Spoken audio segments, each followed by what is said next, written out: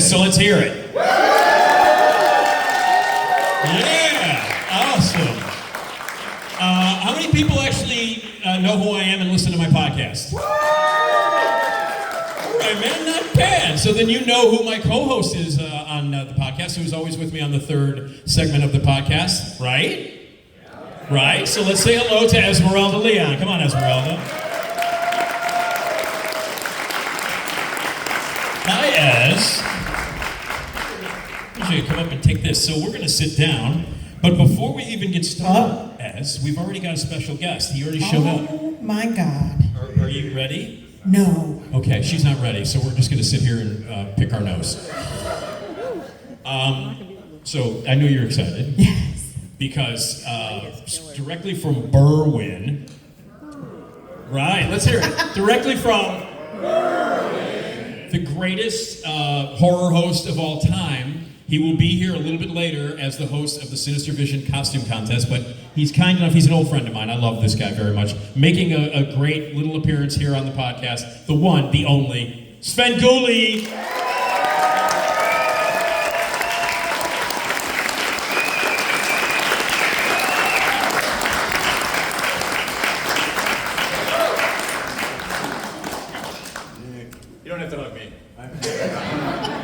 Thank God. How are you, buddy? I feel like I'm in the middle of a hurricane between everything yesterday and all the stuff we have to do today, but... I appreciate you taking the time I'm happy to be with us. How long have we known each other? This is going back so far. Yeah. I think it was originally we met on a Steve and Johnny show on WGN. Yeah. When you had also come in to talk about movies. So I'm thinking 30 years, maybe? At 25? least. Yeah, at least 30 What years. were your Known each first other 30 years. thoughts That's all right. of Nick? Well, Say that again? What were your first thoughts Oh, of my Nick? first thoughts. No. Your Sven thoughts on Gulli's me. thoughts on you. Sorry. Yours don't count. Mine don't count. I was afraid he didn't know who I was. Oh, come on. Seriously. What? I did. Because I thought, oh, here's this guy, he does movies with Roy Leonard, and he knows all this stuff, and I'm thinking, he doesn't bother with people like me. Are you kidding me? No, seriously. Wow, I worship the ground that you walk on, my friend. I'll bring you some grounding. Thank you. I was obviously a fan of Jerry G. Bishop, the original Sven Gulli. We know that, right? Yes. And then when you took over, I was like, man, this guy rules. So I've been a fan since 1979. Let's see if I've known that night. Then you wouldn't have spit at me. Now, how long have we known Esmeralda? Wow. And what were your first thoughts of Only Esmeralda? A recently. few years Yeah, within this years. decade. Yeah. No, I thought, I've listened to her on the radio. Yeah. And I knew who she was, and I figured she Oh, wow. would know who I was. Yeah. Yes. So she- No, completely. Are you kidding me? Yeah. I'm from Joliet. Oh. Every Saturday, we're watching. No, not Yeah.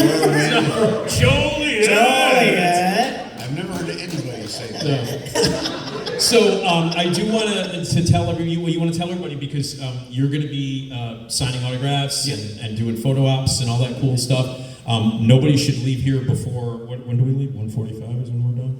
I don't know. Yeah, you can't leave here until 1:30ish. No, but when do your photo you got photo ops coming up next door? I want to say 2 o'clock. 2 o'clock, and then 2:30 you're out. 2:30, out doing a signing. So, and you guys are going to come out and see him, right? Just be aware they always have to cut the line, so if you're interested, try to get there early. Oldest ride, longest line. That's an old Ric Flair. If you're a professional wrestling fan, do you guys know who Ric Flair is a professional wrestler, and as he got older and he kept wrestling, a lot of the guys would give him crap and say, hey, you're really old, and he would go, oldest ride, longest line. And that's him right there. Because we were styling and profiling. Styling and profiling. Woo! Anyway, well, boy, if we get into the wrestling thing, we're going to be here all night. Oh, yeah! That's where I'm just going to hit a chair. I'm just gonna slowly back away.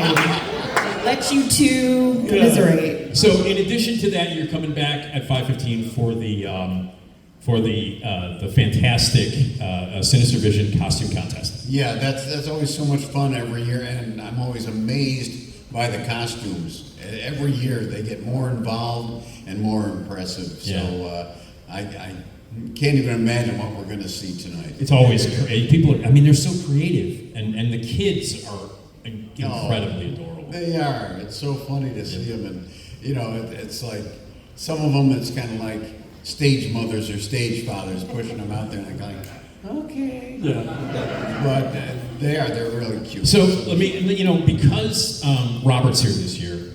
Robert England, I know him. Robert. Robbie. Me and Bobby go way back. Since Robert's here, how many Freddies do you think you're going to be seeing? Oh my gosh, I'm sure there's no limit between that and all the Jasons. Right. Who every year stun me by coming up and not talking. Right. Well, I like it when the Michael Myers come up and do that. Oh, because they just stand there with the Bill Shatner. He's a good friend too. They stand there with the William Shatner mask on, and then you ask them a question, they just kind of stand there, and then. Yes, and over again. It's like, what do I do now? Right. There's nothing like trying to do comedy with nothing on the other end. So, what's coming up on the podcast? Our podcast broadcast tonight. Coming up in the podcast, Nick will be talking to Dee Wallace, but first... I will, yeah. On the show tonight, if you're not going to be here, of course, is a pretty cool movie. It seems like it's sort of low budget, but the cool thing is it's stop motion animation done by Willis O'Brien, who did the stop motion animation on the original King Kong. And it's The Black Scorpion. Yeah. A lot of scorpion fans out there. It's pretty cool because they go down to Mexico because there have been earthquakes and things, but there's some damage that they don't think they can actually pin on the earthquake. And it turns out it's a bunch of giant scorpions that have been released due to the earthquake, and they decide to migrate to America. So none of this is good news. Have you seen that movie? No, I've lived it in real life. Oh, that's right. Oh my God, that's right. On your last trip was it your last trip to Mexico? Well, one of the last. Listen to this, you're going to love this. I was staying in a place in southern Mexico. Apparently they have a lot of scorpions there. I didn't know this. It's like jungly area. Hanging out in my bungalow, wake up around 3 a.m. to go pee, turn on the lights, and me and a scorpion have, we lock eyes, runs under the bed, and I don't pee until the sun comes up. Yeah, it was good. Yeah. It sounds like something in a vampire movie. Don't pee till the sun.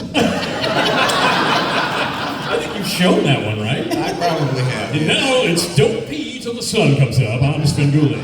We may have had to edit some of that. Yeah. That's great. Yeah, I totally forgot about that you were... Probably not as big as the black scorpions in this. No. This is only the size of a poodle. Right. A poodle. Oh my God. Poodles are scarier than scorpions. Oh, yeah. So, and then also I just want to mention, in a couple of weeks, you have 2 back-to-back Hammer movies. You guys love Hammer movies?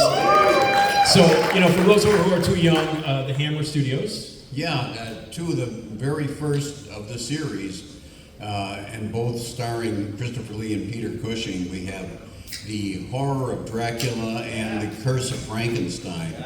And it's always great to show these. I told a story last night about, in the first one, The Curse of Frankenstein, Christopher Lee went to Peter Cushing and he said, "I don't have any lines in this." To which Peter Cushing supposedly retorted, "You're lucky." But it's a great movie. That's the thing. Both are great. They're both fantastic. Horror of Dracula was kind of a life changer for me. Really? Yeah, because I loved. I was a kid. I was a little kid when I saw that movie, and I had seen the Universal stuff, the Universal classic movies, but they were like in black and white, and they were kind of quiet, and they weren't loud or anything. Yeah. And I see Horror of Dracula, and I'm like, what the hell is this? And it's bright, the Technicolor, and there's boobs. Color. There's boobs, and blood. And I was like, Hammer. this is the greatest thing I've ever seen. And then Peter Cushing, seriously, Peter Cushing is like my hero. He's terrific. He's the best. And I love it when you show the Hammer movies. Well, I love to show the Hammer stuff too. We can't always get a lot of it. Right. Because there's all sorts of weird contracts. I wish I could explain how hard it is to get certain movies. But anytime we have something with Peter Cushing, I'm really happy. I am too. Well, Rich, I know you have a busy thing here, man, and I always appreciate it. You've come, we've done this now for 4 years. Yeah, about. Jesus, I don't know what's going on. For some time. For some time, and you've come up every single time, and I really appreciate that because you know how much I love you, buddy. Oh, and same here. And it's always nice to be able to drop by and see you guys and get people to listen to you, which is very important. Which is very difficult. Get people to listen to you because you suck.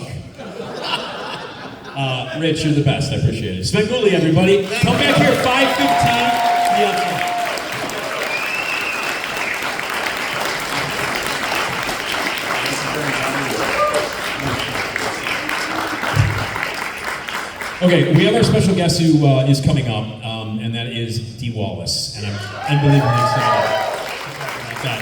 But before she comes in, I wanted to ask Esmeralda a question. And actually she's here, so we'll do it after we talk to Dee, because you guys want Dee Wallace up here as much as we do. And you just watched some Dee Wallace movies. I did. Yeah. I did my research. You did your research, and so she is an incredible actress, and she's coming up to the stage. She's an incredible actress from E.T. and Cujo, The Howling, and everything. Dee Wallace, everybody.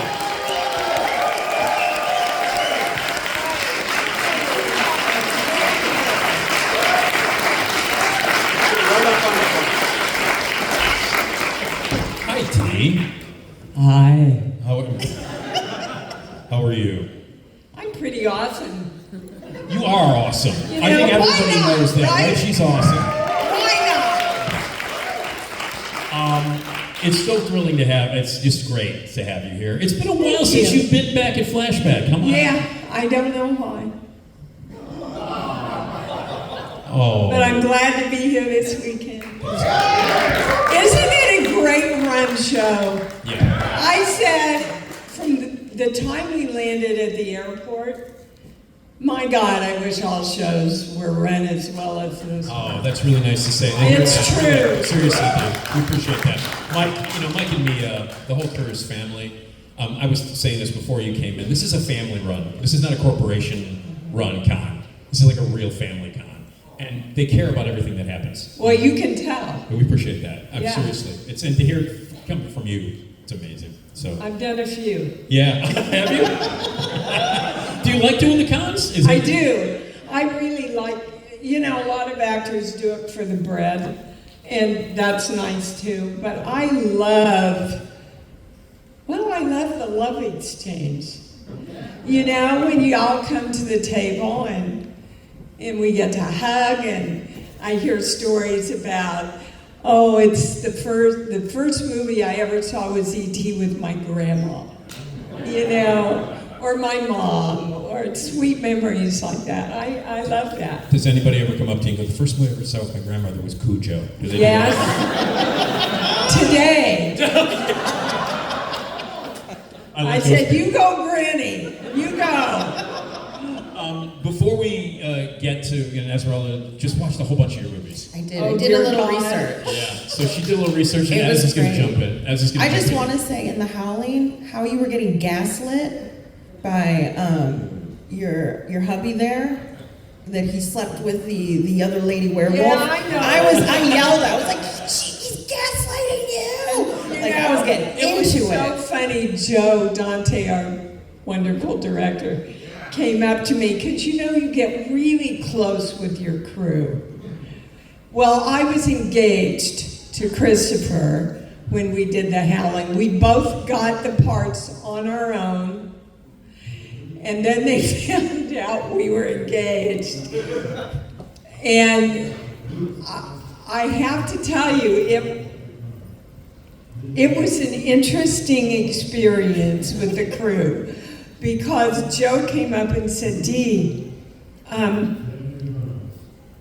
the whole crew wants to know, are you going to be there tomorrow night when they do the big love scene between Chris and the she-wolf? And I went, no, I will be in town drinking. But Joe said, oh, thank God. Because Oh yeah, we've they seen the got scene. to We've know seen the us as scene. a couple. Yeah. And so. Well, yeah. that scene. I mean, look. When that movie came out, I was 16. Rewind. Yeah. Are you telling me I should have taken my clothes off too? Well, yeah. I wasn't going to go there, but you did, so there you go. I do before, because we're going to talk about a lot of your films here while we're here, and but I do want to mention that today is Wes Craven's birthday. Oh, wow. Happy birthday, Wes. Yeah, and You started it all. Yeah, I mean, so you got to work with him on The Hills Have Eyes. Can you please tell me a little bit about your experience working on it? He's very quiet. At least he was when we did that. He's very, he used to be a college professor. You knew that, right? Yeah. And he knew exactly what he wanted, but he was just very quiet, and we needed that on that set. So most of us were at the beginning of our careers, right? And we went, I don't care if I have my own dressing room. I'm going to be in a film, right? So all the actors were in one trailer. And the bathroom broke. So I spent a lot of time in my car. You had to share a trailer with Michael Berryman? What? You had to share a trailer with Michael Berryman? Oh, that was the least of it. Oh, okay. I love Michael. Yeah. I love him. So, he's everybody I've talked to who's ever worked with Wes says the same thing. Like very, very, Very grounded. Yeah. He's grounded. Yeah, and it's amazing that all these years later, that his movies. I mean, everybody in this room has seen his movies, and they all love them. Were you happy when you saw The Hills Have Eyes? I was. Yeah. I was very happy. Yeah. Do you now, Esmeralda? You've done a little research. You mentioned any. Dear God. So I'm going to let the lady take over for a little while here. I probably won't remember half this shit. Okay. Okay. No, but there were amazing performances. I watched, for a little research, I watched Cujo, and then My Critters, favorite. and then The Howling. Yeah. Cujo and then what? Then Critters, and then The Howling. And I did notice that we actually, me and my partner were joking when we started watching Critters. I was like, is this the same set as Cujo? Did you just you popped into the next movie? Because there's a farm, the farmhouse. Yeah, but no, not the same. Cujo, we were up in Northern California around Mendocino. Mm-hmm. Freezing. Yeah, everybody thinks we're dying of the heat. I looked over at Danny. We were getting ready to do a scene, and he's going. So I called our director, Louis Stegover, and said, is there any way you can get a heater in the front of the car? So they did. Not that I'm sorry they had to carve that pinto. You can swear. You can swear. I never see another pinto in my life in Allegiant. And they put a heater in the front of the car for us. So, you bring up Cujo. You are unfucking believable in that movie. Thank you. Thank you.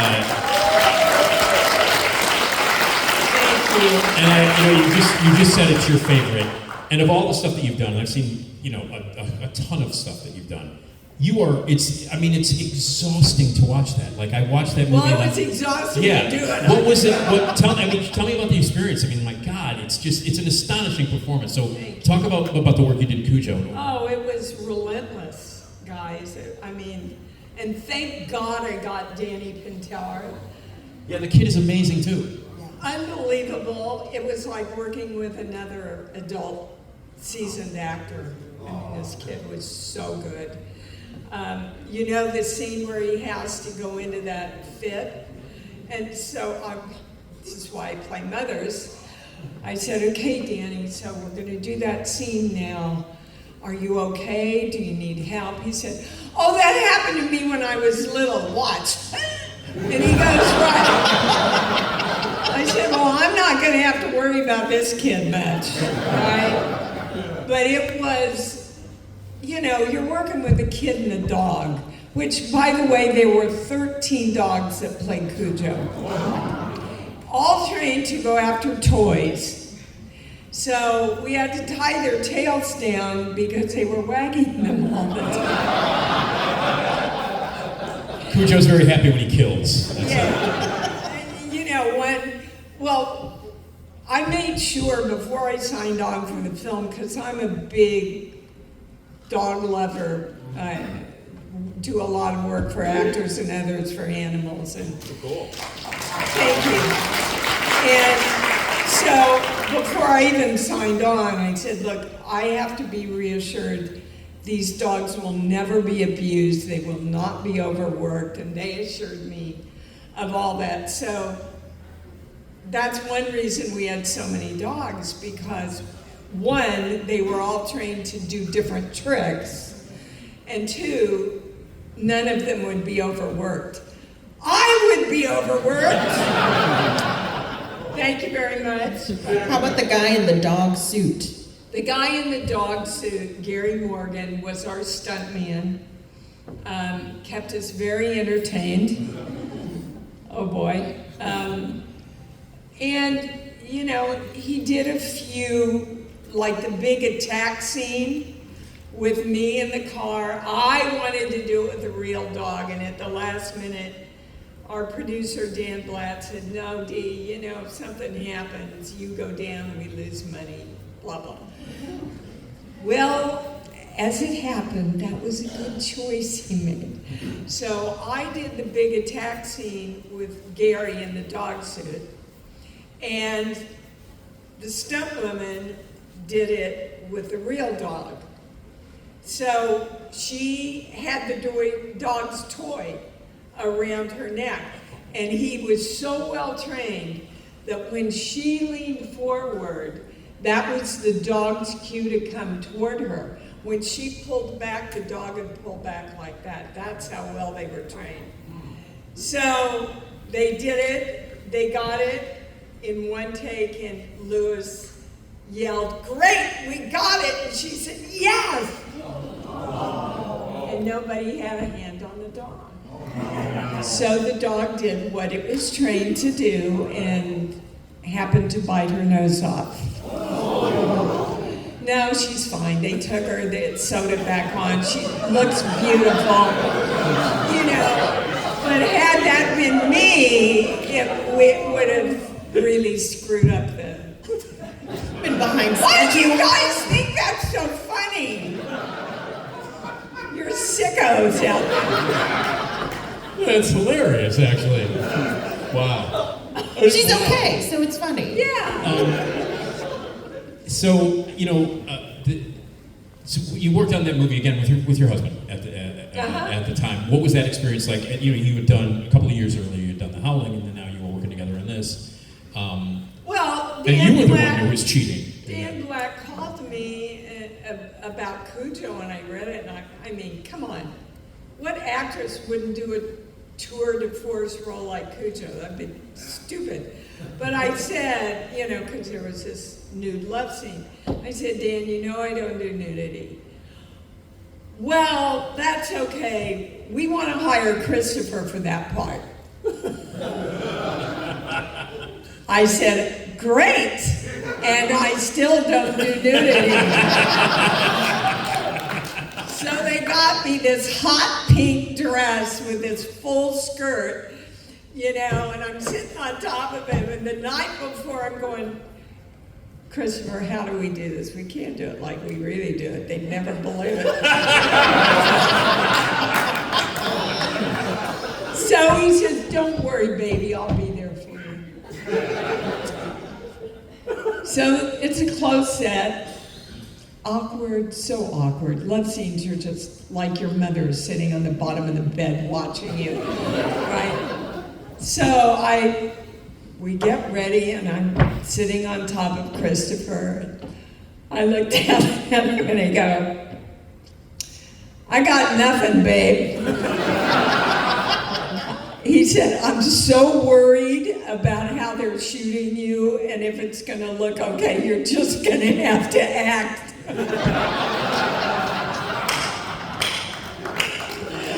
Oh God, we had some fun. Well, was that another movie? Like when you were making it, obviously it was intense and exhausting. When you saw it, what were your thoughts on what Louis Teague did with the? You know, honestly, guys, when I saw it, I was really proud.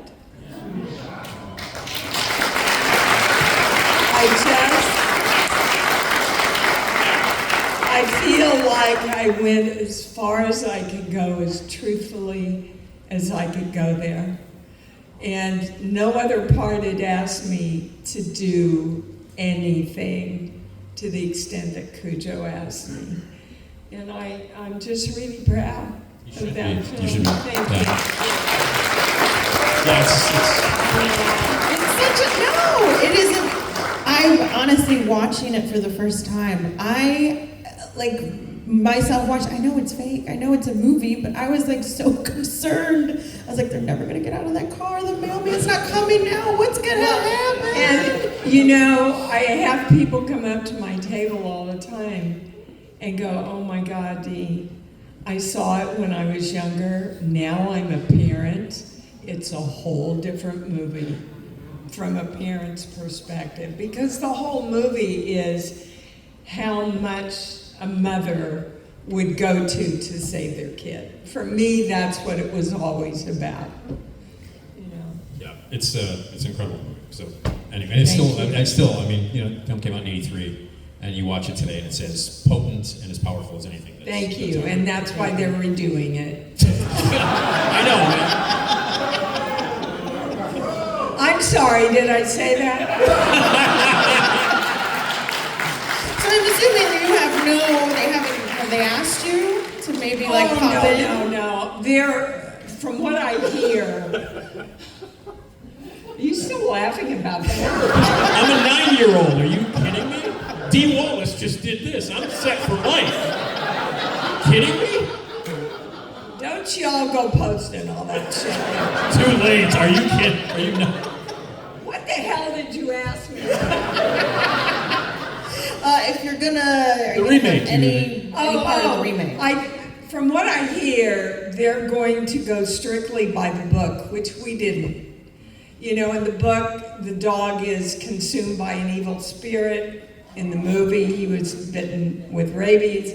In the book, the kid dies at the end. And when the movie came out, Stephen King called the producer and said, "Thank God you didn't kill the kid. I never got more hate mail about anything."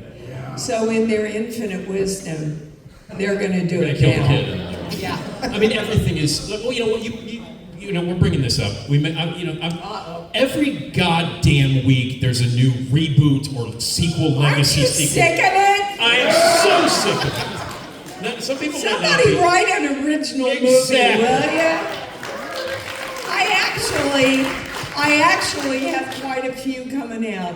I have 10 films coming out. And 3 of them are light relationship films, and the rest are border on the horror or severely into the horror. Yeah, it's just like every time I open up, I open up a newspaper. Holy crap, am I old? When was the last time anybody opened a newspaper to see what was playing at the theater? I just dated myself. Holy crap. Anytime I look to see what's opening and I see like right now, there's like, I Know What You Did Last Summer, Naked Gun, all of these movies, it's like, yeah. So yeah, I mean, the fact that they're doing Cujo, I just like, I don't know, it makes me nuts. They're remaking, well, they've been trying to remake The Howling forever. That one's been... Are you sure? Yeah, no, well, they're trying. It's been... Yeah, they're trying. Yeah, they're trying. good effing luck. Yeah. Well, he brought up The Howling. Let's talk about The Howling. Okay. Okay. How was filming that? Yeah. Were you in the werewolf at the end? Was that you? That's an animatronic. I had in my contract for some reason that my character would never appear as a werewolf. I guess it was important back then. I don't have a clue. Wait, that was in you made a werewolf movie and you said I don't want to be a werewolf in the contract? Well, when you put it that way, it sounds real stupid. That's my job. But yeah, I guess my agent thought that was important. So Joe called me and said, Dee, all the cards have come back. Everybody wants to see your character. I said, I don't give a shit. But can you please make her a little more vulnerable because she's fought so hard against it? So he and Rob came up with this Bambi werewolf. I was gonna say, it's the cutest werewolf I've ever seen. Oh yeah, it's like a Pekingese werewolf. Yeah. But you know, for those of you that follow Joe, that's so his sense of humor. And I've got to tell you, you know, all those great flashbacks of the old movies that are in the Howling, the studio wouldn't pay for them, so Joe paid for them himself. Wow. Yeah. Wow. I mean, and that adds so much to So it. much. Like the cartoons and the fact that Slim Pickens eating wolf chili. Yeah. Yeah, He's in a couple of spots. Yeah. But also, like I just mentioned, Slim Pickens. For those Google it. For those of you who are maybe too young, but there are the character actors and the people that are in that movie. It's fantastic. John Carradine, all of those people. You got to work with some legends, and they got to be werewolves and be weird and. You know, and what was it? You know, in between shots, we'd sit around that fire and just listen to stories from all those great older actors. It's amazing. And you know, and John Sayles co-wrote that, and appears. He's the coroner also. And John Sayles would go on to be an amazing independent filmmaker, writer, director, actor, and stuff like that. And he also wrote Alligator, which was directed by Louis Teague, who directed Cujo. But what was it like? When you got the script that John Sayles wrote? Did you go, I didn't expect this to be as funny or as weird as it was? Because I know it's based on a book. You know, when I got the script, I had already, I don't know if y'all know about that, I have a whole other business as a healer.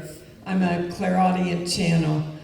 And when I read it, I went, oh, this is about the battle between the light and the dark. So for me, that's always what it was about.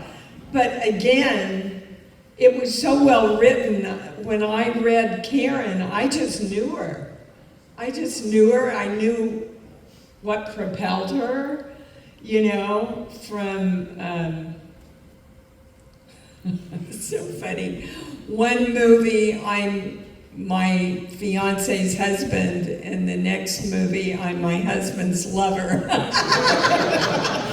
never thought of that till this moment. And I'm not a real blonde. Anyway. Yeah, so did I answer your question? Yeah. I don't know. I just, you know, my brain. No, it was about the script. Now, when you mentioned that you know, healer, did that help you during Cujo? At all, when you were doing Cujo? Well, it helped me from the perspective. You know, I studied with Uta Hagen and Jeff Corey. I've studied with all the great teachers. And then I found a man named Charles Conrad who taught an acting technique where you don't study, you don't break anything down. It's all based on high energy and throwing your energy toward the werewolf or the person that you're working with. Well, years later, when I actually started to channel, I went, oh my God, this is what I've been doing in my acting all along. It's true. I never break down a part. I never think about what I learn my lines, and I go in and get out of the way and let the character take over. And it made acting so much more fun and so much easier and intrinsic. Just magical things started happening, like the dinner table scene in E.T. Well, I wasn't supposed to get up and leave. But when Henry says he's in Mexico with Sally, I felt all these tears coming up. And Mary thought, oh, I can't let my kids see me cry, and got up and left. Stephen cut and came over and said, Dee, why did you leave the table? That's not in the script. I explained to him what happened, and he looked at me, and he turned to the crew and said, you've got 30 minutes. I need another wall in the kitchen here with a sink with running water, so he could take me over to the sink and bring me into that big close-up where I say he hates Mexico. And it all happened because I trusted Stephen to allow Mary to do what Mary needed to do. And Stephen picked up a moment from what happened there and expanded it, and that's how you get magic on a set. Wow. Yeah.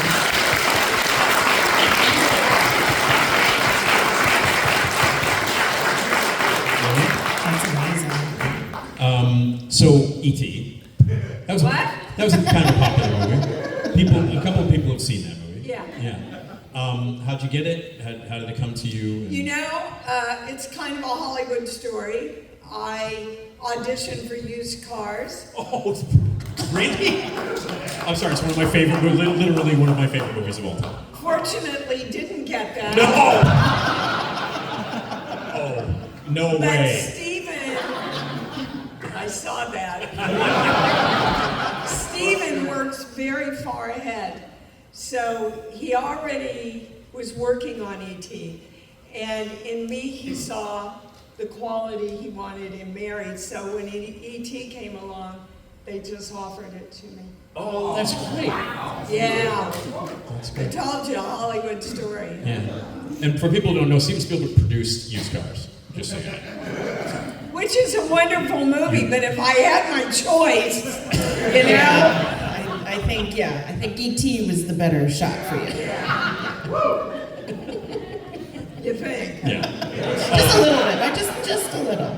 So when you were making E.T., I mean, obviously by that point, you know, Spielberg was already legendary by that point. And did it feel like, man, this is gonna be? Did you guys know? You that it was gonna know, you never do that. be? Yeah.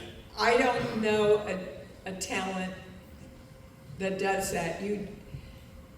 Something draws you to the role in the project, and you just go in to be the best and the most real you can be. Nobody thinks about, oh, well, this is going to be a blockbuster. Because it takes you guys to make a blockbuster. No shit. And, you know, I had to go to the studio behind locked doors and read the script. And I called my agent and I said, I don't think this is going to do a lot for me, but I think it's going to do a lot for the world. And I want to be a part of it. And I was right, wasn't I? I do want to mention that I had Danielle Harris on my podcast this past week. Oh, you poor thing. We're best buds. Yeah. So. And she spoke so highly of you. She better. And by the way, she also said that you, of all the people that she's ever had on the podcast, were the filthiest that she's ever had on the podcast. Oh, fuck me, that's not true. Bullshit. Okay, I believe you. I totally believe you. Just because I did this. Oh, I'm never gonna forget that. Trust me. Yeah, I don't need an autograph. I don't need a selfie. I'm good. Did you have anything about Critters that you wanted to mention about Critters? You were great in Critters. Thank you. Again, the mother figured you were taking care with that shotgun. That moment when you just took over, that was I have to awesome. tell you, my husband was a Marine. And so we went to see it for the first time, and he goes, and I said, what?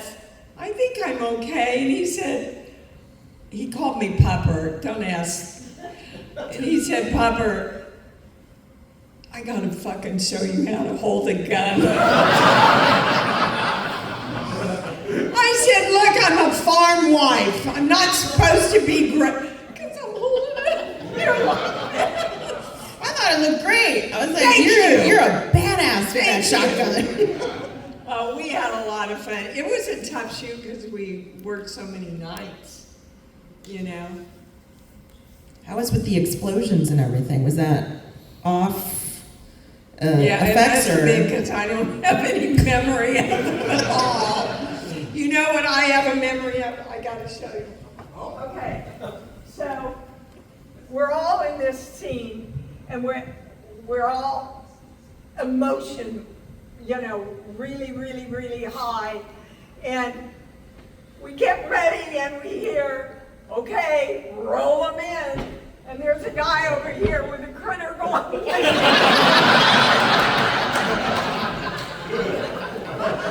They didn't even have the big one finished.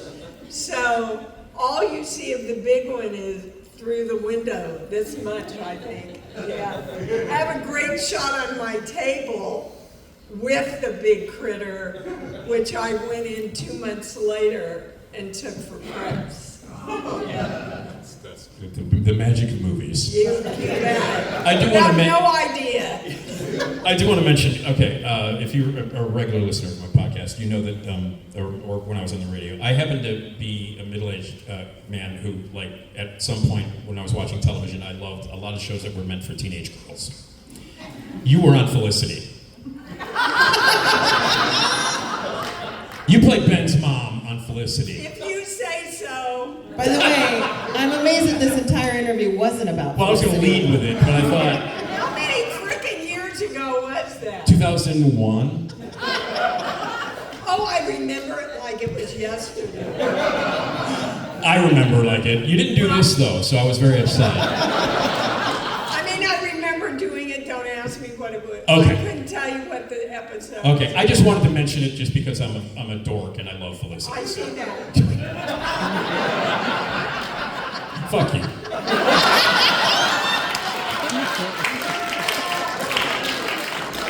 So, I think I'm going to finish this. blame Danielle, man. She's the one who opened the door to that kind of conversation. So. You mentioned that you have a bunch of stuff coming up, but talk about the stuff that's not horror. You said that you have a couple of things. Yeah, I have a couple of really delightful movies with Ed Begley Jr. is in one of them. Bruce Davison is in one of them with me, and they're just, you know, there's drama, but there's just nice, light relationship stuff going on too. And I appreciate that about my career, that they're still open to having me do everything. You know, I still kill people, and I'm still a sweet mom. And as an actor, you know, you love being able to play all those different colors that are within all of us, you know? Yes, you have a killer in you. Yes, you do. Is there a role that you want to do, a character type that you haven't done? I want to play a nun that is challenged by her beliefs. Don't All right, anybody ask me who knows where some that great came movies. from, but I've always, in a very truthful, real way, you know, to help people explore. There's a big dichotomy between what we're taught as kids and how we're raised and what we learn and mature into. And sometimes it's real confusing for people. I do a lot of healing work in in my healing area around that. Because we're taught, guys, to be smaller. I mean, really, how many people in the room were taught you're strong, you're powerful, anything you want, you can create. Go out, everybody wants you to be successful. Go make lots of money, you deserve it. Really, how many of us? Yeah. And then we get to be adults and we go, why can't I? Because the little person inside you has been taught it's not okay and you're not a good person.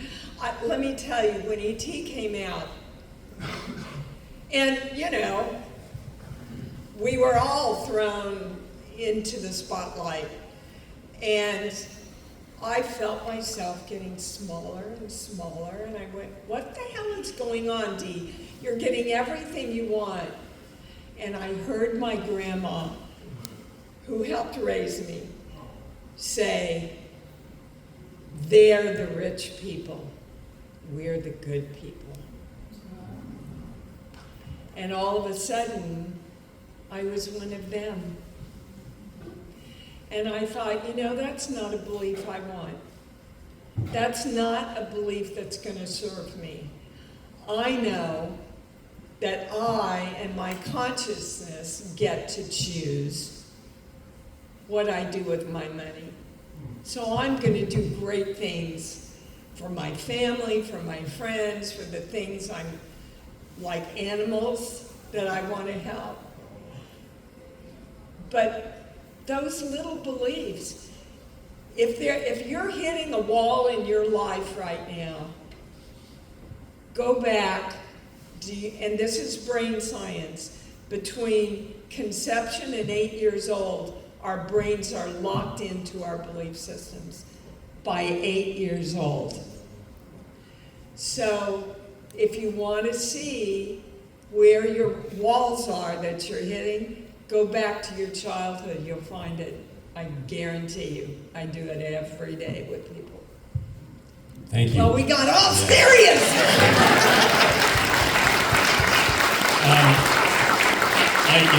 I have to say, Dee, this has just really been amazing. This has been one of the best panels I've done. Oh, shucks. I'm not kidding. I've done panels with this thing for 24 years. It's one of my favorite ones I've ever done. Oh, you are gosh. unbelievable.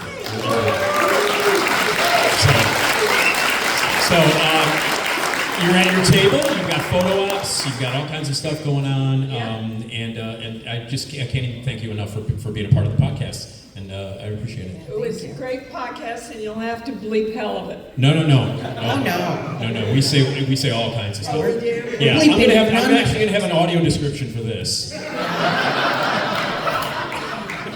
I believe you call it a jerk off. Thank you. Oh, we're done. That's it. There's that thing.